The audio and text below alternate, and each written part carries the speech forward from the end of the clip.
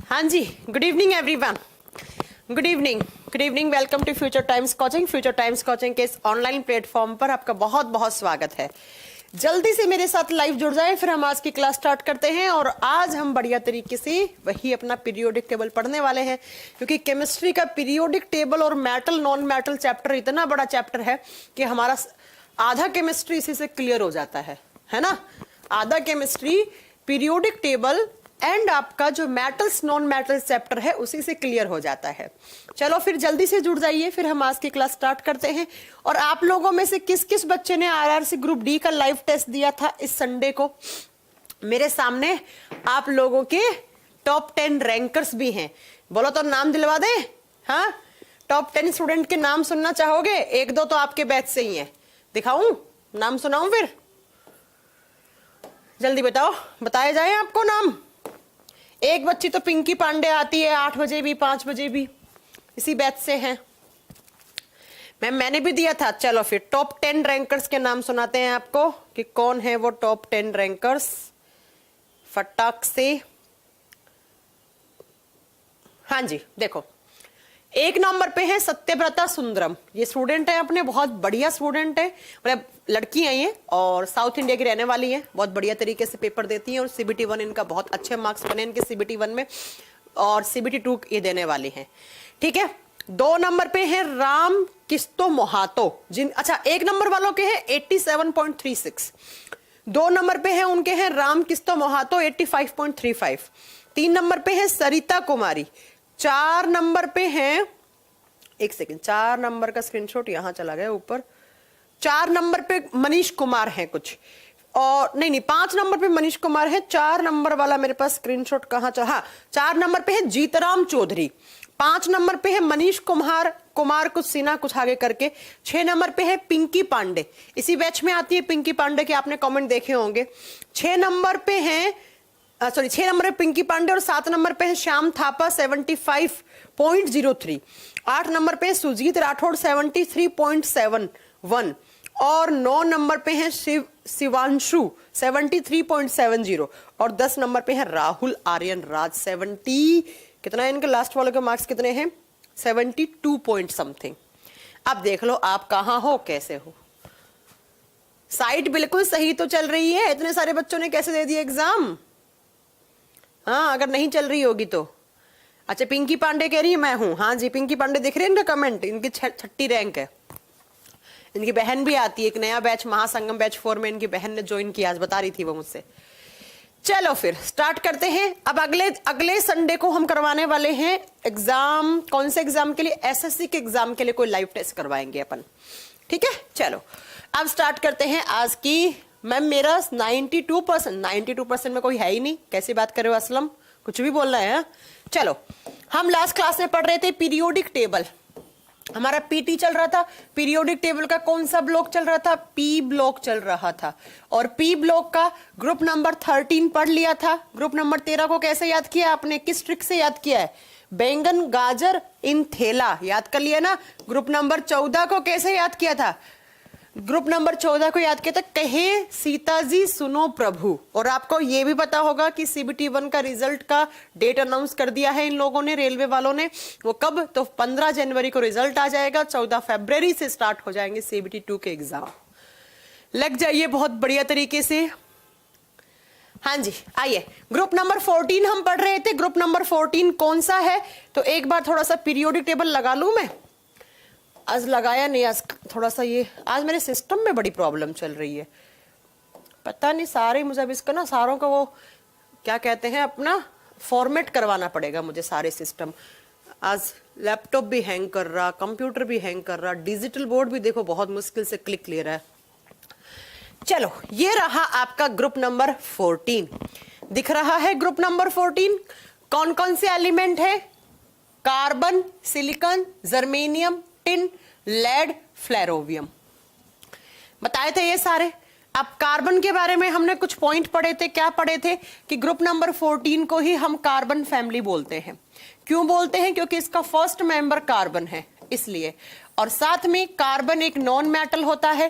Carbon का atomic number, atomic mass बताया था, कार्बन के एलोट्रोप बताए थे, कौन कौन से थे, 4 एलोट्रोप थे। अब मैं कार्बन का तो एक सेपरेट चैप्टर पढ़ाने वाली हूं आपको, कार्बन एंड इट्स कंपाउंड, वो बाद की बात है, जब पढ़ेंगे तब। नेक्स्ट अगला देखो, कार्बन के बाद आता है इसी ग्रुप में सिलिकन।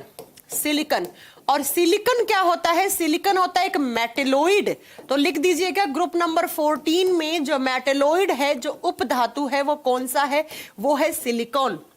और सिलिकॉन को कहा जाता है मेटेलोइड, और ऐसा माना जाता है अर्थ क्रस्ट में it is the most abundant elements, लिख लेना, it is most abundant element in earth crust या मेटलोइड इन अर्थ क्रस्ट। अगर हम भूपर्पट्टी की बात करते हैं, अर्थ क्रस्ट की बात करते हैं, तो उसमें सबसे ज्यादा जो मेटलोइड मिलता है वो कौन सा मिलता है, सिलिकॉन मिलता है।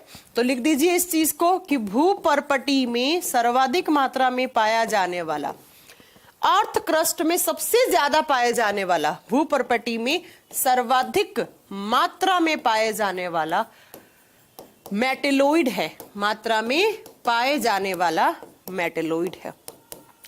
ये बताओ कहां काम आता है सिलिकॉन, सिलिकॉन कहां काम आता है, आपने फिजिक्स में भी पढ़ रखा होगा ये तो, कि सिलिकॉन कहां काम आता है। सिलिकॉन एक मेटेलोइड है, और मेटेलोइड्स कहां काम आते हैं बेटा, मेटेलोइड्स काम आते हैं आपके जो सेमीकंडक्टर्स होते हैं वो बनाने में, अर्धचालक बनाने में काम आते हैं, सेमीकंडक्टर्स बनाने में काम आते हैं।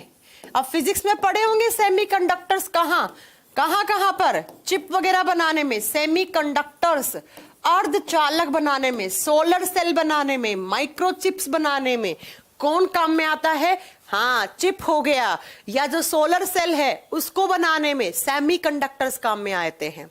और सबसे ज्यादा जो सेमीकंडक्टर काम आता है वो सिलिकॉन ही है। सिलिकॉन के बाद इसी ग्रुप में आता है जर्मेनियम।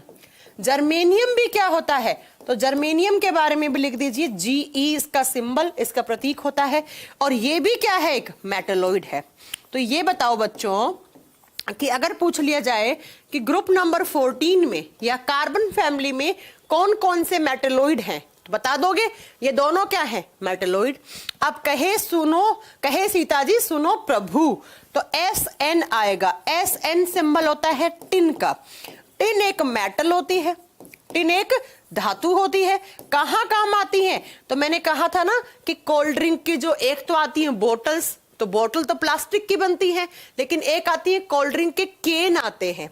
जो सॉफ्ट ड्रिंक्स आती हैं, हमारे घर में पड़ा तो नहीं होगा क्योंकि हमारे घर में मैं कोल्ड ड्रिंक पीने नहीं देती हूँ किसी को।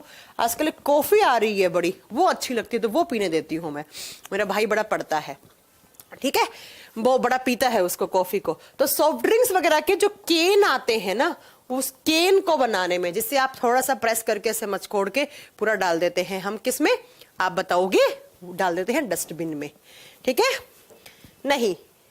चलो अगला नेक्स्ट बात करते हैं, नेक्स्ट लेड। इसके अंदर कहे सीता जी सुनो प्रभु, तो प्रभु मतलब पीबी, पीबी किसका सिंबल होता है, लेड का सिंबल होता है, सीसा धातु का सिंबल होता है।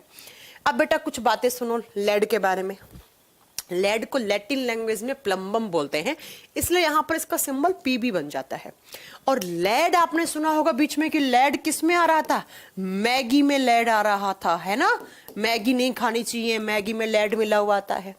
क्योंकि अगर आप लेड खा लेते हो ज्यादा, तो आपके शरीर में जैसे ही लेड के मॉलिक्यूल्स गए, लेड और मरकरी मरकरी की तो अभी बात नहीं हो रही है, मतलब डी ब्लॉक में बात होगी, अगर आपने लेड गया आपके शरीर में तो ये एक बीमारी कर देता है। और कौन सा, मीना माटा डिजीज, मीना माटा डिजीज। तो एग्जाम में अक्सर क्वेश्चन आता है कि एनवायरमेंट में, आपके चारों तरफ के वातावरण में किसके मॉलिक्यूल ज्यादा हो जाएं जिसको आप इनहेल कर लो, आपने सांस लिया तब चले गए, या आपने कोई खाना खाया, जैसे मैगी वगैरह खाई, उसमें आपने लेड खा लिया, तो बेटा आपके शरीर में कौन सी बीमारी हो जाती है, मीना माता रोग हो जाता है। और ये रोग क्या होता है, इस रोग में सीधा सीधा आपका नर्वस सिस्टम डैमेज होता है, तंत्रिका तंत्र प्रभावित होता है। इसके अलावा इसी मीना माटा डिजीज में जिसको हो जाएगी, एक तो वो ढंग से बोल नहीं पाएगा, बोली हुई बात उसको अच्छे से समझ में नहीं आएगी, उसका आईक्यू लेवल घट जाएगा और उसका जो ब्रेन है उसकी सेल्स डैमेज हो सकती हैं। स्पीचिंग पावर उसकी बहुत टफ, मतलब बोलेगा तो लड़खड़ाएगा जुबान से, बोली हुई बातें बहुत लेट से समझ में आएंगी, उसका आईक्यू लेवल कम हो जाएगा। कहने का मतलब मानसिक तौर पे वो कमजोर हो सकता है। तो याद रखिएगा, इसी को मीना माटा डिजीज कहा जाता है।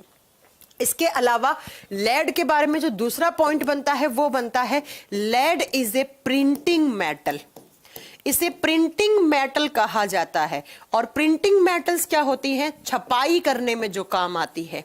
क्या? छपाई करने में, जैसे अखबार की छपाई होती है, जैसे किताबें बनती हैं उन पे छपाई होती है। तो छपाई करने में प्रिंटिंग मेटल में किसको काम में लिया जाता है? लेड को। क्यों लेते हैं? क्योंकि लेड को जब लिक्विड स्टेट में लाओगे तो वो फैलता नहीं है। अगर फैल गया तो अक्सर क्लियर नहीं होंगे, जो आप अखबार में जो प्रिंट कर रहे हो वो क्लियर नहीं होगा। तो छपाई करने में आप बताओगे बेटा कौन सी धातु को उपयोग में लिया जाता है? लेड को। सीसा धातु को काम में लिया जाता है। इसे प्रिंटिंग मेटल कहा जाता है। इसके अलावा लेड के बारे में नेक्स्ट पॉइंट याद रखो, लड़कियां कॉस्मेटिक काम में लेती है ना, कॉस्मेटिक सामग्रियां, वही मतलब फेस पैक लगाती हैं, कॉम्पैक्ट लगाती हैं, साथ में कॉस्मेटिक के साथ साथ लड़कियां लगाती हैं लिपस्टिक, लगाती है ना लिपस्टिक। तो लिपस्टिक में और कॉस्मेटिक्स में आता है लेड, लेड आता है। इसीलिए आप बोलोगे लड़कियों का आईक्यू लेवल कम होता है ना। तो लड़कियां कॉस्मेटिक सामग्रियां और लिपस्टिक जो यूज करती हैं उसमें लेड मेटल आता है, तो ये याद रखिएगा। इसके अलावा आपकी गाड़ियों में आप बनवाते हो पॉल्यूशन सर्टिफिकेट, बनाते हो ना, और अगर आपका पॉल्यूशन सर्टिफिकेट क्या हो गया, एक्सपायर कर गया, तो चालान काट देगा ट्रैफिक वाला। तो पॉल्यूशन सर्टिफिकेट में क्या चेक किया जाता है? इसी लेड की कार्बन के साथ मात्रा, कि लेड और कार्बन की कितनी क्वांटिटी है, आपके गाड़ी के इंजन से कितना लेड बाहर निकल रहा है। क्योंकि अगर लेड जितना ज्यादा निकलेगा उतना ज्यादा ये पॉल्यूशन क्रिएट करेगा। पॉल्यूशन तो छोड़ो अपनी जगह, अगर उतना ही ज्यादा आपकी एयर में लेड हुआ, उसी एयर को आपने ले लिया, तो भाई साहब आपको मीना माटा डिजीज, आपका नर्वस सिस्टम प्रभावित हो सकता है, बहुत सारी बीमारियां हो सकती हैं। तो ये बात आप याद रखिएगा लेड के बारे में। क्या क्या? तो एक बार फिर से रिपीट कर दूं कि लेड मैगी में भी आता है। उसके बाद लेड ज्यादा लेने से मीना माटा नामक रोग हो जाता है जो नर्वस सिस्टम को प्रभावित करता है। लेड को प्रिंटिंग मेटल, छपाई करने वाली धातु कहा जाता है। इसका काम ये कॉस्मेटिक लिपस्टिक वगैरह बनाने में भी काम में आती है। और हमारी गाड़ियों में जो पॉल्यूशन सर्टिफिकेट होता है वो इसी लेड और कार्बन की मात्रा को चेक करके ही दिया जाता है। हो गया, ठीक है।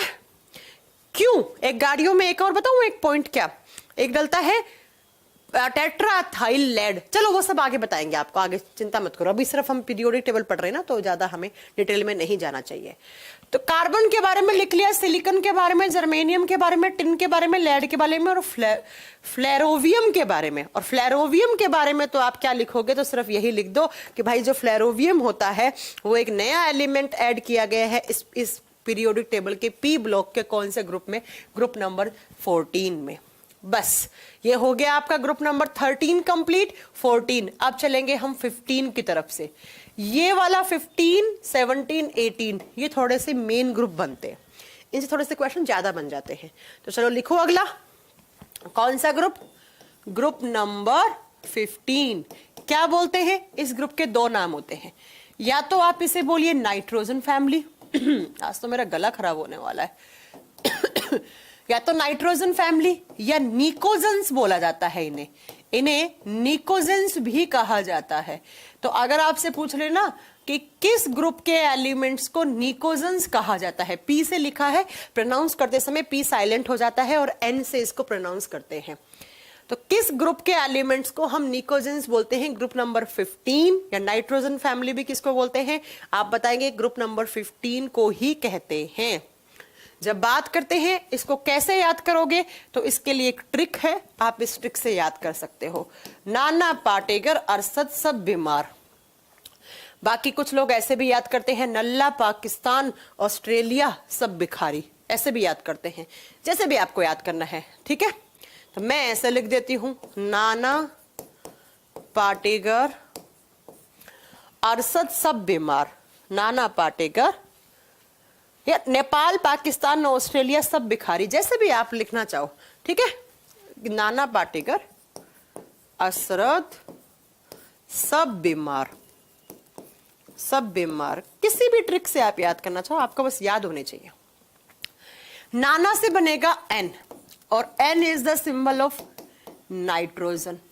पाटेकर से बनेगा P, P is the symbol of phosphorus, phosphorus.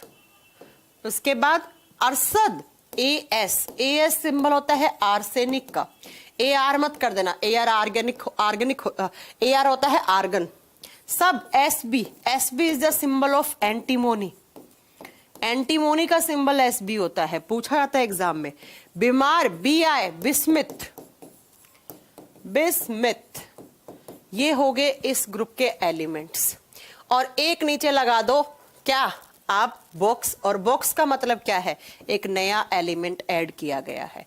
और ग्रुप नंबर 15 में जो नया एलिमेंट ऐड किया गया है उसका सिंबल होता है एम बड़ा सी छोटा, और इसको बोलते हैं मॉस्कोवियम, मॉस्कोवियम। ये क्या है बेटा, पहले इसमें सिर्फ 5 मेंबर थे इस ग्रुप में, देन एक ऐड कर दिया गया मॉस्कोवियम, और ये क्या है, एक न्यू एलिमेंट है। तो अक्सर एग्जाम में क्वेश्चन आता है कि ग्रुप नंबर 15 में नया तत्व कौन सा जोड़ा गया है, न्यू एलिमेंट कौन सा है, तो कौन सा लिख के आओगे, मॉस्कोवियम। क्लियर है? हाँ, कैसे याद करो, नल्ला, पाकिस्तान, ऑस्ट्रेलिया सब भिखारी, नेपाल, पाकिस्तान, ऑस्ट्रेलिया सब भिखारी, आपको जैसे भी याद करना है, नाना पापा आंटी सब बीमारी, अच्छा ऐसे याद कर, कैसा भी है बेटा आपको समझ में आना चाहिए। हो गया, ये एलिमेंट्स हैं, नाइट्रोजन से स्टार्ट है इसलिए निकोजन बोलते हैं या नाइट्रोजन फैमिली बोलते हैं। अब आते हैं इनके एटॉमिक नंबर पे कि इनका एटॉमिक नंबर कैसे निकालोगे। एटॉमिक नंबर तो अब आना चाहिए आपको। 6 नंबर पे लास्ट क्लास में पढ़ा था बोरोन होता है, तो सॉरी 5 नंबर पे बोरोन, 6 नंबर पे कार्बन, तो नाइट्रोजन ऑटोमेटिक कितने नंबर पे आ गया, 7 नंबर पे आ गया। 7 पे आ गया, 7 में कितने जोड़ोगे, 8, तो फॉस्फोरस कितना आ जाएगा, 15। तो लिख दो बेटा कि नाइट्रोजन का एटॉमिक नंबर 7 है, 7 में कितने जोड़ोगे, प्लस 8 करोगे तो 15 आ जाएगा। 15 आ गया तो नाइट्रोजन का एटॉमिक नंबर कितना लिख दूं, 7। इसका कितना लिख दूं, 15। अब 15 में कितने जुड़ेंगे, 15 में 18 जुड़ेंगे, और 15 और 18 कितने होते हैं, 15 और 18 32 या 33, 18 जुड़ेंगे तो शायद 33 होते हैं ना, तो आर्सेनिक का एटॉमिक नंबर 33 होना चाहिए। अगेन 33 में कितने जुड़ेंगे, 18 जुड़ेंगे, तो 33 और 18 कितने होने चाहिए, 33 और 18 एक 51। एंटीमोनी बैठा है कितने पे, 51 पे। 51 में कितने जुड़ेंगे, 32, तो 51 और 32 3, 5 और 3 8, और 83 बिस्मिथ 83 पे। 83 में 32 जोड़ोगे तो कितने आएंगे बेटा, 83 में 32 जोड़ते ही शायद 115 ही होने चाहिए। हाँ जी 115। ये लो, ये बन गया एटॉमिक नंबर। अब तक तो याद हो गया होगा कैसे निकाला है मैम ने। हाँ जी 10 सेकंड लगेंगे निकालने में, ज्यादा नहीं, सिर्फ 10 सेकंड्स का खेल है। 10 सेकंड्स में निकाल डालोगे। हो गया, चलो अब बात करते हैं इसमें कौन सा क्या है। नाइट्रोजन एंड फास्फोरस दोनों होते हैं नॉन मेटल्स। तो अक्सर एग्जाम में क्वेश्चन आता है ग्रुप नंबर 15 में कौन कौन से एलिमेंट्स नॉन मेटल है, अधातु ये होंगी। आर्सेनिक क्या होता है, boron, silicon, arsenic, germanium. Arsenic होता है एक मेटेलोइड, जैसे पिछले में 2 थे, यहां पर एक तो ये हो गया। Boron, silicon, arsenic, germanium. Antimony, antimony भी क्या होता है, एक मेटेलोइड होता है। तो या मैं ये कह दूं ग्रुप नंबर 14 और 15 में दोनों में क्या होते हैं, 2 उपधातु होते हैं। उसमें 2 थे, यहां पर भी 2 है। बिस्मिथ को हम मेटल मानते हैं, बिस्मिथ क्या एक मेटल है। और ये क्या है, ये एक रेडियो एक्टिव एलिमेंट है, मॉस्कोवियम। हाँ, कैसे ऐड करना है, आपने कैसे ऐड किया है पंकज जी, अब बहुत दिनों के बाद आए हैं क्या क्लास में। हाँ देखो, एक ये देखो चीज क्या कि जिगजैग लाइन बताई थी ना मैंने, ये देखो बोरॉन, सिलिकॉन, जर्मेनियम तो यहां आ गए, आर्सेनिक, एंटीमोनी यहां आ गए, अगले में टेलुरियम और पोलोनियम आ जाएंगे। कौन से में? 16 में। तो एक 13 नंबर ग्रुप में है, 2 14 में है, 2 15 में है और 2 कहाँ है? 16 में है। तो टोटल कितने हो गए? 7 हो गए। क्या? मेटलोइड, उपधातु। आ गया समझ में? चलो, अगर आ गया तो अब इनके बारे में कुछ बातें पढ़ ली जाती हैं। सबसे पहली बात तो क्या पढ़ेंगे? ग्रुप नंबर 15 के एलिमेंट्स की वैलेंसी कितनी होनी चाहिए? कौन बच्चा बताएगा मुझे कि इसकी वैलेंसी कितनी होती है? हाँ जी, संयोजकता कितनी होती है? ग्रुप नंबर 15 के एलिमेंट्स की वैलेंसी कितनी होती है? बताओ, जल्दी बताओ।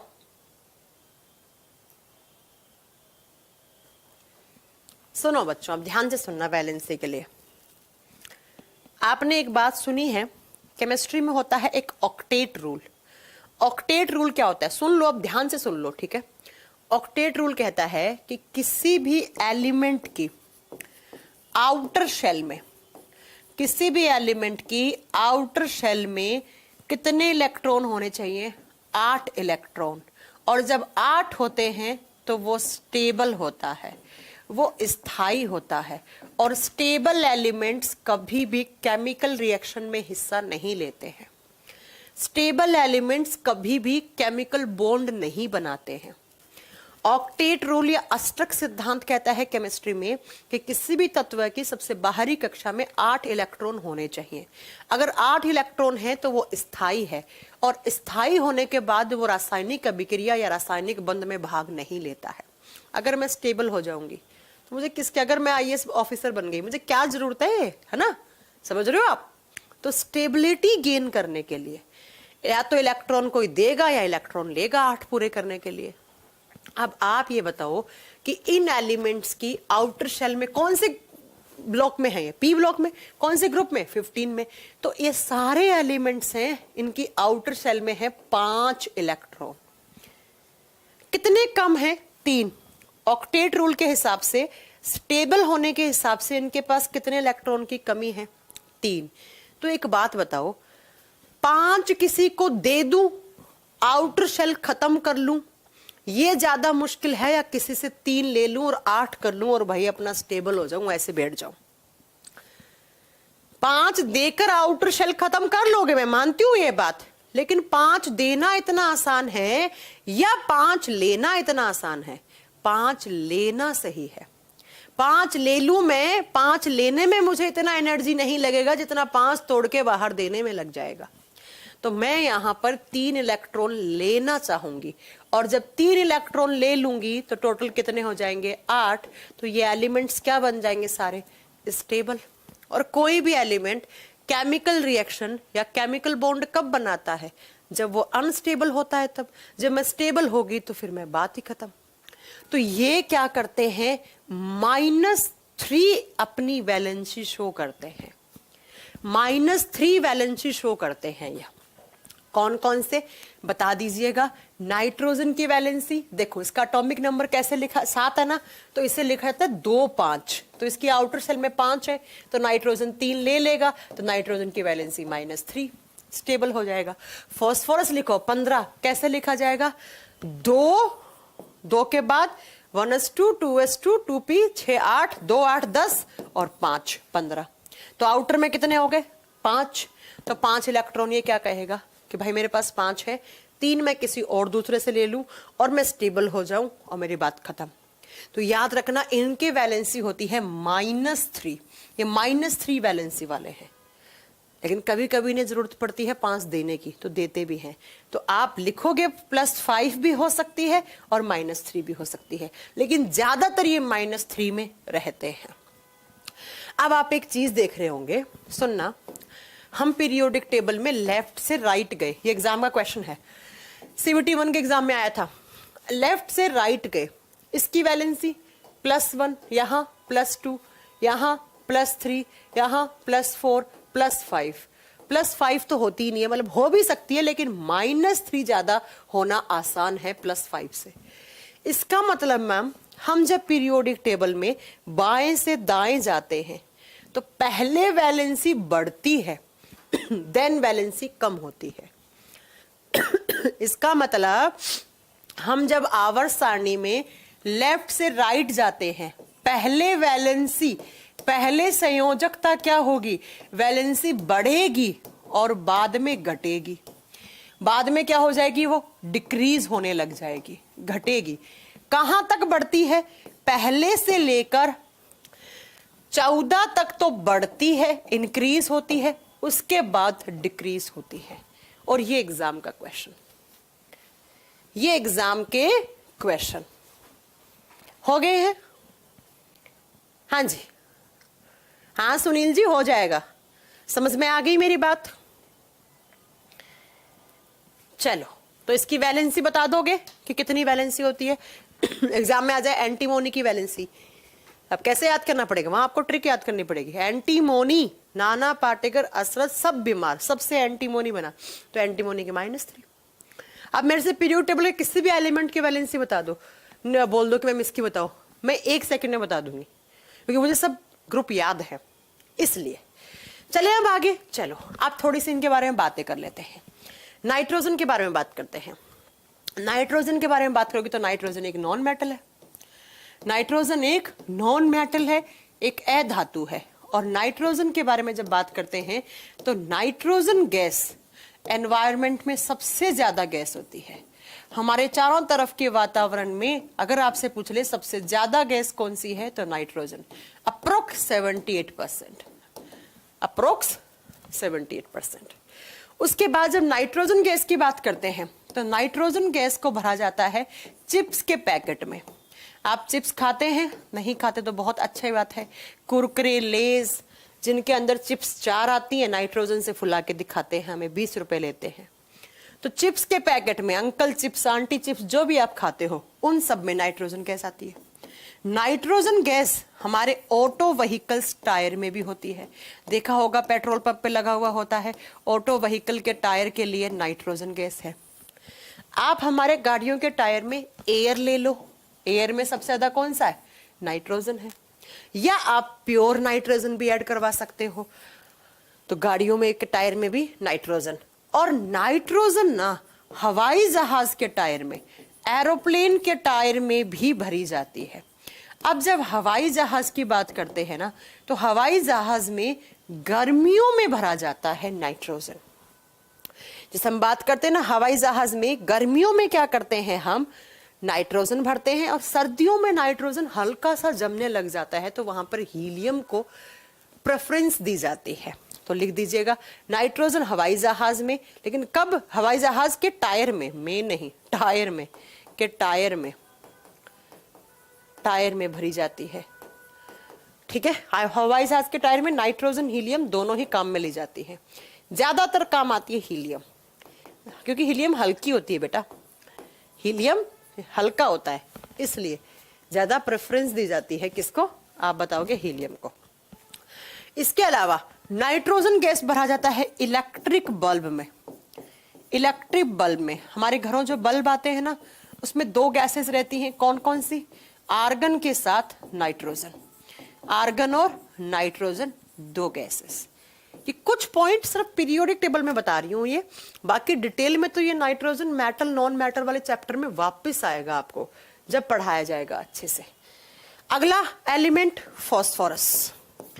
फॉस्फोरस अगेन एक नॉन मेटल है, नॉन मेटल है, एटॉमिक नंबर 15 है।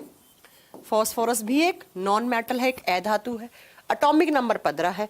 और जब हम बात करते हैं फॉस्फोरस कहाँ होता है, हमारे बॉडी में, हमारी हड्डियां, बोन्स प्लस हमारे टीथ में होता है कैल्शियम फॉस्फोरस। किस, कैल्शियम फॉस्फेट की फॉर्म में, कैल्शियम फॉस्फेट की फॉर्म में। हमारी हड्डियां किसकी बनी हुई होती हैं, कैल्शियम कार्बोनेट और कैल्शियम फॉस्फेट की बनी हुई होती है। हड्डियां किसकी बनी होती है, कैल्शियम कार्बोनेट और कैल्शियम फॉस्फेट के बने हुए होते हैं। चलो अगला एलिमेंट आता है आर्सेनिक। आर्सेनिक से एग्जाम में क्वेश्चन आता है, आर्सेनिक। आर्सेनिक का सिंबल AS होगा। आर्सेनिक 74 एक आइसोटोप है। अब आइसोटोप क्या होते हैं मैं पढ़ा चुकी हूं, बार बार नहीं पढ़ाऊंगी। आर्सेनिक का आइसोटोप आर्सेनिक 74 काम में लिया जाता है ब्रेन ट्यूमर के ट्रीटमेंट में। जब आपके ब्रेन में ट्यूमर बनता है, ब्रेन ट्यूमर के ट्रीटमेंट में, ब्रेन ट्यूमर के इलाज में कौन सा, तो आप बताओगे आर्सेनिक 74 आइसोटोप काम में लिया जाता है। बाद में आगे पढ़ाऊंगी, एक काम मिलते हैं कोबाल्ट 60 कैंसर के ट्रीटमेंट में, कैंसर के उपचार में। कैंसर के उपचार में पूछ ले कि कौन सा एक आइसोटोप्स काम में लिया जाता है, तब तो आप लिखोगे कोबाल्ट 60। ब्रेन में अगर ट्यूमर बन गया तो उसके लिए कौन सा, आर्सेनिक। एंटीमोनी की बात करते हैं अगला, तो एंटीमोनी का सिंबल एस भी होता है, और एंटीमोनी क्या है, एक मेटेलोइड है। मेटेलोइड है तो कहाँ काम आएगी, सेमीकंडक्टर्स बनाने में। अगर उपधातु है तो अर्धचालक बनाने में काम आएगी। कुछ लिखने की जरूरत ही नहीं है ये तो, कि ये सेमीकंडक्टर्स बनाने में काम आती है, सेमीकंडक्टर्स बनाने में काम आती है।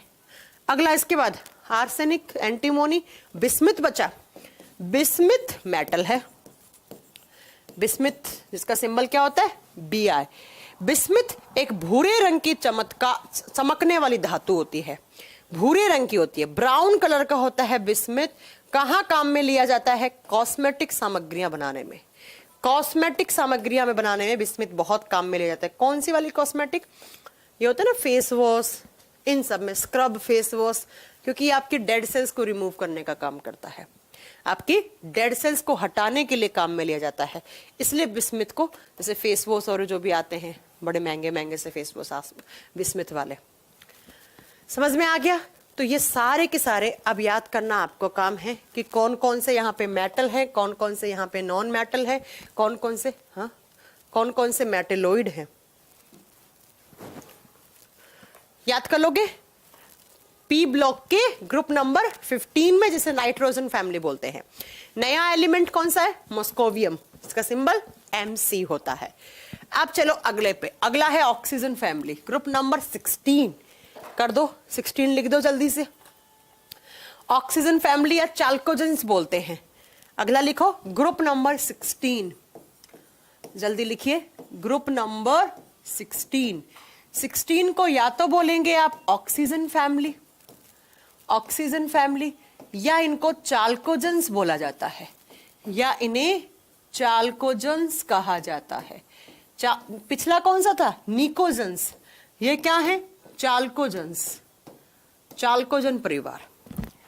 याद करने का ट्रिक, ओल्ड स्टाइल से टीपो, लिख दो। ट्रिक क्या है, ओल्ड स्टाइल, ओल्ड स्टाइल से टीपो, ओल्ड स्टाइल से टीपो। याद कैसे करोगे, ओल्ड से बनेगा ऑक्सीजन, लिख दीजिए।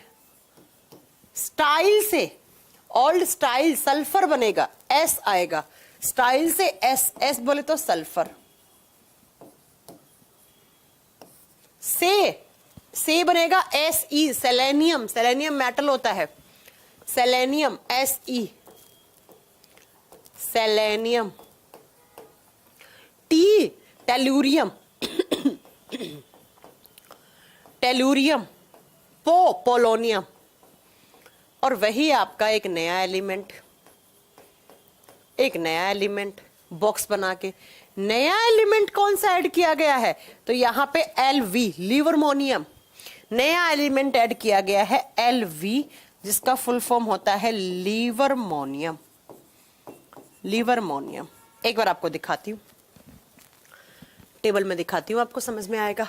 देखो, ग्रुप नंबर 16, ओल्ड स्टाइल से टीपो, लिवरमोनियम, ओल्ड स्टाइल से टीपो।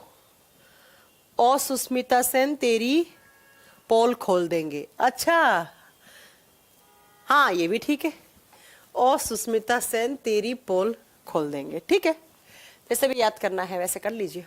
चलो अब लिखते हैं इनके atomic number. Atomic number, oxygen का 8 होता है, ऑक्सीजन 8 नंबर पे आता है, ऐसे कोई बच्चा जो जानता नहीं है ये बात। ऑक्सीजन का एटॉमिक नंबर 8, 8 में कितना जोड़ोगे, कितना जोड़ोगे, 8 तो कितना हो जाएगा 16, तो सल्फर का एटॉमिक नंबर 16। 16 में 18 जोड़ो बेटा, 16 में 18 जोड़ोगे तो कितना आना चाहिए, जल्दी बताओ। 16 दूनी 32, 33, 34, 35। तो सेलेनियम कितने पे आ जाएगा, 35 पे। 35 में कितने जुड़ेंगे बेटा, 18। तो कितना आएगा, 35 में 18 जुड़ेगा तो 30 और 40, 8 दूनी 16, 56, 56। सही है मेरा मैथ्स, अभी तक मैंने गलती नहीं की है एक भी मैथ्स में। ओ कर दी ना, कितना आएगा, 35, 8, ओ 52 होगा। बोलते ही गलती कर दी मैंने, 52 सही है ना, 52 ही आना चाहिए ना। तो सेलेनियम भी तो गलत कर दिया मैंने ऊपर ही गलत कर दिया, 34 आएगा। 16 दूनी 32 और 2 34 होगा ना, 35 तभी तो गलती होगी नीचे भी।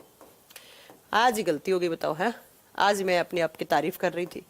34 में 18 जोड़ोगे तो कितना आना चाहिए, 4 और 8, 52 सही है।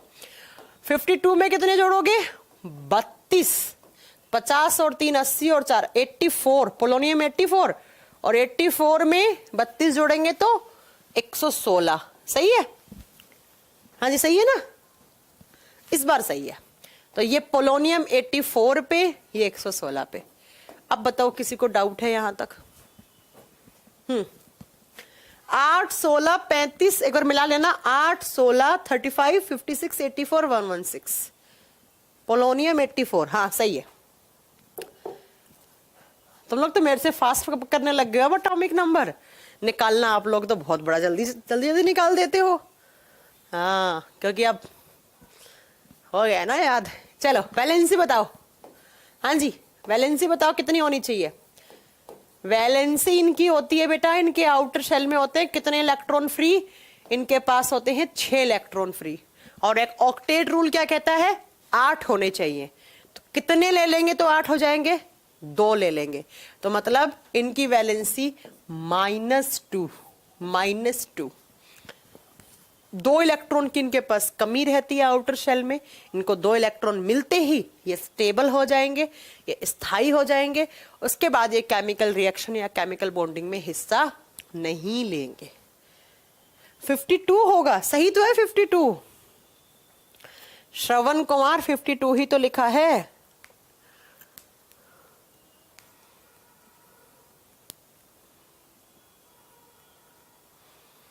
हो गया, चलो अब चलते हैं हम इनके एक, अच्छा पहले देखिए कौन सा एलिमेंट क्या है, इसमें क्या होगा। देखो क्या क्या क्या होना चाहिए। ऑक्सीजन सल्फर दोनों नॉन मेटल है। यहां से पढ़ा देते हैं आपको, ये थोड़ा सा अपने आप मिट गया है। देखो ऑक्सीजन और सल्फर क्या होते हैं, नॉन मेटल, अधातु होते हैं बेटा। ये दोनों अधातु है, नॉन मेटल्स हैं। सेलेनियम मेटल होती है बेटा, एक धातु होती है सेलेनियम। नेक्स्ट टेलुरियम पोलोनियम मेटेलोइड है बेटा, उपधातु हैं ये दोनों। और लिवर्मोनियम एक रेडियो एक्टिव सब्सटेंस माना जाता है। ये नया एलिमेंट है यहाँ पे। ग्रुप नंबर 13 में कौन था, निहोनियम। 14 में क्या था, फ्लेवरोवियम। 15 में कौन सा था, मुस्कोवियम। 16 में लिवर्मोनियम। 17 में टेनेसाइन। 18 में ऑर्गेनेंसन। हो गया।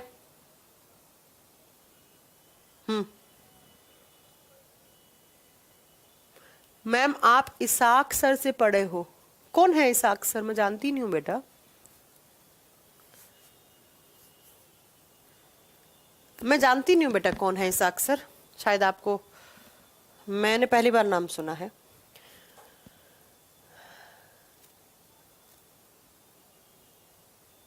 हो गया, चलो अब पढ़ते हैं इनके बारे में, एक एक के बारे में। सबसे पहला अगर मैं ऑक्सीजन के बारे में बताऊं तो बताओ क्या पॉइंट लिखवाऊं मैं, आप लोग ही बता दो ऑक्सीजन के बारे में मुझे क्या पॉइंट लिखवाना चाहिए। हाँ जी, अच्छा कुछ ऊपर नीचे लिख दिया था क्या 52 और ये, अरे देख लेना कोई बात नहीं, आपको निकालना आने लग गया ना तो क्या हो गया, बस मैंने ऊपर नीचे लिख दिया होगा, कोई बात नहीं, आपको निकालना आने लग गया ना, वो मेन है। चलो ऑक्सीजन के बारे में लिखो। देखो नहीं, हम पटना पढ़े हैं। अच्छा, पटना के टीचर हैं क्या? नहीं बेटा, मैं नहीं पढ़ी, मैंने आज पहली बार नाम सुना है बेटा। कोई बात नहीं, अगर एटॉमिक नंबर मैंने ऊपर नीचे लिख दिया, आप लोगों को समझ में आ गया ना, बस वो मेन है। मेरी मैथ्स तो वैसे ही कमजोर है, मैंने कब कहा मेरी मैथ्स मैं बहुत होशियार हूँ मैथ्स में। मैंने तरीका बता दिया, बाकी आप देख लेना। बेटा मैं नहीं पढ़ी हूँ, आप मेरे से बार बार मत पूछिए, मैं आज पहली बार सुनी हूँ। होंगे कोई अच्छे टीचर, तभी आप याद कर रहे हो उन्हें, है ना। चलो, ऑक्सीजन के बारे में क्या पॉइंट लिखोगे बेटा? ऑक्सीजन 3 फॉर्म में स्टेबल होता है। सुनो, 3 फॉर्म में रह सकता है। एक तो ऑक्सीजन, अकेला ऑक्सीजन, इसे बोलते हैं नेसेंट ऑक्सीजन। नेसेंट ऑक्सीजन का मतलब समझते हो, कभी सुना है? कोई केमिकल रिएक्शन हुई, उसमें नया नया ऑक्सीजन बना। एक केमिकल रिएक्शन हुई, मान लो A+B और C+D, तो C के साथ D में ये ऑक्सीजन बना। तो किसी भी केमिकल रिएक्शन में तुरंत जो नया बना हुआ ऑक्सीजन उसे बोलते हैं नेसेंट ऑक्सीजन, या हिंदी में नवजात ऑक्सीजन। नया नया जिसका जन्म हुआ, बोलते हैं नवजात शिशु को टीका लगवाए, जब अभी नया जन्म हुआ उसको टीका लगवाए। वैसे ही आपको याद रखना है, नेसेंट ऑक्सीजन होता है अकेला। दूसरा, ऑक्सीजन के एलोट्रोप होते हैं, 2 ऑक्सीजन के एटम जुड़ गए तो ऑक्सीजन। ये होता है किसकी फॉर्म में? गैस की फॉर्म में।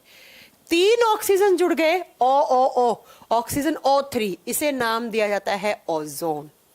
इसे नाम क्या देते हैं? ओजोन।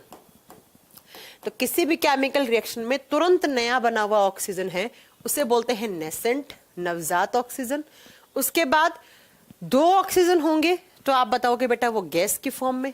3 होते ही वो एलोट्रोप बन जाता है ऑक्सीजन का, और उसे ओजोन कहा जाता है। उसे ओजोन कहा जाता है, बता दोगे। और ऑक्सीजन एक क्या है? नॉन मेटल है, ये बात भी आप बता दोगे। अब बात करते हैं ऑक्सीजन की। तो ऑक्सीजन हम लोग रेस्पिरेशन में काम में लेते हैं।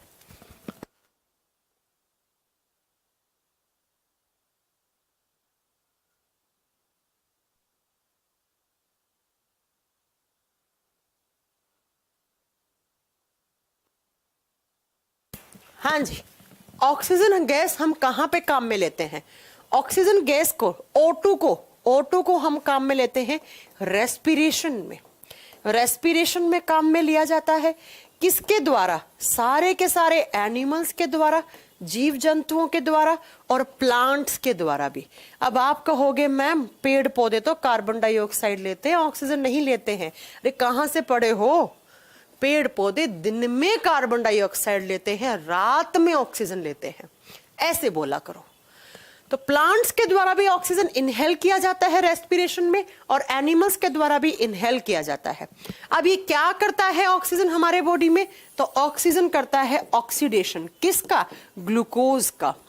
ऑक्सीजन जाता है, ग्लूकोज को तोड़ता है, ग्लूकोज को बर्न करता है, और जैसे ही ग्लूकोज को तोड़ता है तो ऑक्सीजन के ग्लूकोज के तोड़ने पर बनता है कार्बन डाइऑक्साइड प्लस पानी प्लस एनर्जी, ऊर्जा बनती है।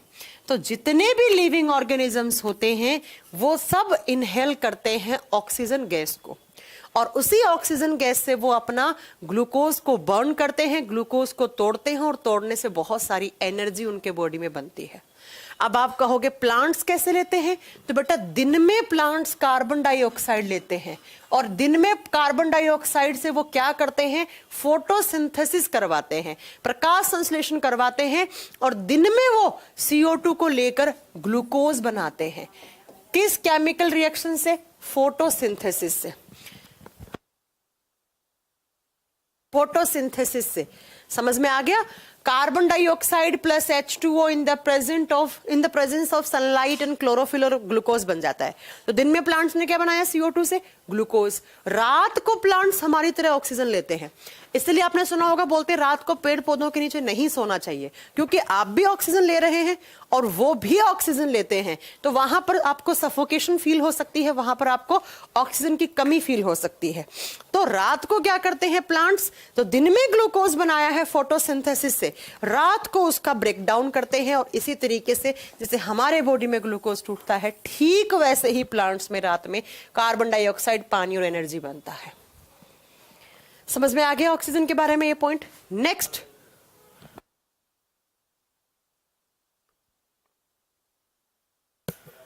हाँ जी, अगला जब बात करते हैं ऑक्सीजन की, तो ऑक्सीजन गैस का नेक्स्ट, ऑक्सीजन कहीं पर भी आपको आग लगानी है, आग लगानी है, ठीक है। अब पेपर में आग लगाते हो वो बात अलग दूसरी होती है ना।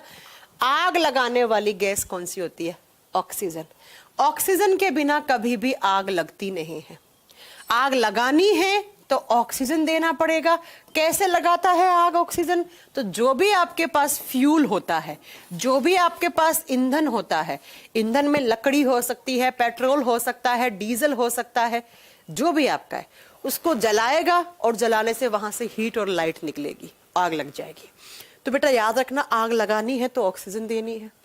आग बुझानी है, अगर आपको आग बुझानी है तो आपको क्या देना पड़ेगा? कार्बन डाइऑक्साइड देना पड़ेगा। अब ऑक्सीजन और कार्बन डाइऑक्साइड के बारे में एक बात सुन लो, ऑक्सीजन हल्का होता है, कार्बन डाइऑक्साइड ऑक्सीजन से भारी है, ऑक्सीजन से भारी है। तो अक्सर एग्जाम में क्वेश्चन आता है कार्बन डाइऑक्साइड और CO2 में हल्का कौन है, भारी कौन है? तो याद रखिएगा, ऑक्सीजन हल्का है, कार्बन डाइऑक्साइड ऑक्सीजन के कंपेयर में हैवी, भारी माना जाता है। ठीक है, बता दोगे ये ऑक्सीजन के बारे में। अगला आता है क्या आपका ऑक्सीजन के बाद? सल्फर। तो नेक्स्ट लिखिए सल्फर। सल्फर से एक दो क्वेश्चन बड़े फेमस हैं। एक तो प्याज, लहसुन, अदरक वाला, इनमें क्या होता है? सल्फर या सल्फर के कंपाउंड होते हैं। समझ में आ रही है ना आपको चीजें? कोई प्रॉब्लम तो नहीं है ना? ठीक है मैम। नेसेंट क्या है? अनिल बेटा नेसेंट का मतलब होता है नवजात। किसी भी केमिकल, मैंने यहाँ पर इस कमरे में केमिकल रिएक्शन करवाई तो तुरंत उसमें जो ऑक्सीजन निकलेगा वो नेसेंट ऑक्सीजन है। और अगर उस केमिकल रिएक्शन में हाइड्रोजन निकला तुरंत तो उसे क्या बोलेंगे हम? नेसेंट हाइड्रोजन बोलेंगे। एक बच्चा कह रहा है आपने क्या लगा रखा है? महाकाल। दिख रहा होगा ना, महाकाल लगा रखा है। ठीक है, महाकाल का आशीर्वाद बहुत जरूरी होता है। चलो अब बात करते हैं हम सल्फर की। तो सल्फर क्या है? एक नॉन मेटल है। सल्फर एक नॉन मेटल है, एक अधातु है, एक अधातु है। और जब हम सल्फर के बारे में बात करते हैं तो सल्फर से एक क्वेश्चन बहुत अच्छे से बनता है। हमारे घरों में प्याज होता है, अदरक होता है, लहसुन होता है, और इन सब में क्या आती है? एक स्मेल आती है, झंझनाहट सी भी लगती है जब खाते हो तब, और इन सब में स्मेल आती है, गंधक आती है। तो वो किसकी वजह से आती है? वो आती है सल्फर की वजह से। सल्फर या तो उनमें सल्फर है या सल्फर का ही कोई कंपाउंड है, जैसे सल्फोनिक एसिड होगा उनके अंदर, सल्फोनिक एसिड होगा या सल्फोनेट होगा, सल्फोनेट होगा। तो बेटा जहां पर भी आप बताओगे सल्फर है या सल्फर किसी दूसरे एलिमेंट के साथ जुड़ा हुआ है तो भी वो अपनी प्रवृत्ति नहीं छोड़ेगा स्मेल करवाने वाली। तो जब हम बात करते हैं प्याज, अदरक, लहसुन में जो स्मेल होती है, जो गंधक होती है, वो सल्फर या सल्फर के यौगिक जैसे सल्फोनिक एसिड। तो अक्सर कभी एग्जाम में आपको कंफ्यूज करने के लिए देगा कि प्याज के अंदर स्मेल किसकी है, तो वहां सल्फर ना हो, सल्फोनिक एसिड हो तो सही कराना, सल्फोनेट हो तो सही कराना, क्योंकि सल्फर के ही कंपाउंड है, इनमें सल्फर ही होता है। ठीक है, अगला आपने देखा होगा कि कभी अगर आप केमिस्ट्री वाली लैब में गए हैं या उस लैब के बगल से गुजरे हैं तो इस लैब में बहुत गंदी बदबू आती रहती है। केमिस्ट्री वाली लैब में आती है rotten egg smell. Rotten egg का मतलब होता है सड़े हुए अंडे जैसी बदबू आती रहती है। कभी सुना है आपने? सड़े हुए अंडे जैसी स्मेल आती है। और ये आपसे एग्जाम में पूछा जाता है कि सड़े हुए अंडे जैसी जो स्मेल है, जो बदबू है, जो गंधक है, वो किस गैस की होती है? तो वो बताना H2S की होती है, हाइड्रोजन सल्फाइड। यहां पर भी सल्फर आ गया तो ये देगा ना गंदी सी स्मेल। तो सड़े हुए अंडे की जो स्मेल है या रोटन एग स्मेल है वो किसकी वजह से आती है? वो आती है हाइड्रोजन सल्फाइड गैस की वजह से, हाइड्रोजन सल्फाइड की वजह से आती है, H2S। केमिस्ट्री वाले लैब में बहुत काम आता है, इसलिए वहां पर इसकी स्मेल आती रहती है। ठीक है, कल के टेस्ट में ये क्वेश्चन था। अच्छा पिंकी, अच्छा सुरभि रॉय भी कह रही है कल के में क्वेश्चन था, बहुत बढ़िया, अच्छा क्वेश्चन था, फिर तो बढ़िया है। अच्छा मैंने क्वेश्चन देखे नहीं, साइंस के क्या क्वेश्चन आए थे, देखती हूँ आज उस टेस्ट में। चलो अगला, नेक्स्ट सल्फर के बाद आता है सेलेनियम। बस बेटा अब मैं चाय पीऊंगी, अब हमें सेलेनियम वगैरह ग्रुप नंबर 17, ग्रुप नंबर 18 कल हमारा पी ब्लॉक खत्म हो जाना चाहिए। ये हम अब कल पढ़ेंगे, ठीक है। आज के लिए इतना बहुत है। अच्छा, कल के टेस्ट में आया था ये वाला, ठीक है, बहुत बढ़िया। बस आज के लिए बहुत है। अगले संडे फिर टेस्ट करवाएंगे आपका। इस बार बहुत अच्छे बच्चों ने दिया था, 8 साढ़े 8 हजार बच्चों ने दिया था। अब 8 साढ़े 8 हजार बच्चों में आप रैंक कर रहे हैं तो अच्छी बात है, बहुत बढ़िया बात है। चलो, कल हमारा पी ब्लॉक खत्म हो जाना चाहिए बेटा।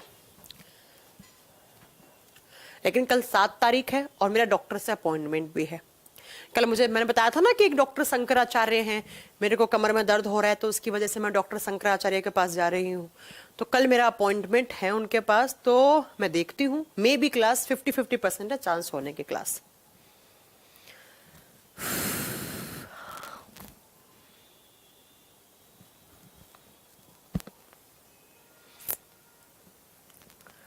नेक्स्ट हम भी टेस्ट ज्वाइन करेंगे। करना चाहिए बेटा, आपको टेस्ट देना चाहिए, क्योंकि टेस्ट से आपको मालूम चलेगा आपकी तैयारी कैसी है।